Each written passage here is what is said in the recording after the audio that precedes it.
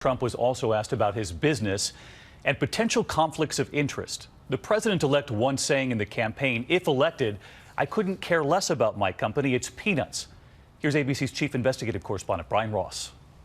With growing concerns tonight about how he continues to push his business ventures, Donald Trump told the New York Times, the law is on my side. The president can't have a conflict of interest. But throughout the campaign, Trump had pledged to leave his business empire behind. If I become president, I couldn't care less about my company. Yet in the 2 weeks since the election, Trump has taken the time to meet with the Indian developers of 2 Trump towers in their country, who posted this picture and then took it down. He complained to a British politician about eyesore wind turbines near his Scottish golf course. And he's boasted his brand is now hotter than ever.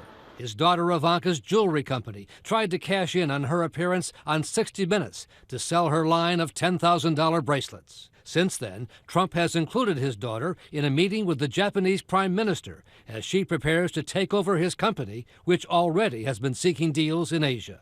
Trump defended that today, saying, if it were up to some people, I would never ever see my daughter Ivanka again. Trump has investments or deals in at least 18 countries around the world. Now, some of his own advisors fear the president-elect is already creating conflicts. You're going to have foreign entities, foreign governments offering sweetheart deals in the hope of favorable action from the President of the United States. And today there are new questions whether Trump, as president, would take actions to help a huge German bank which has loaned him more than $300 million.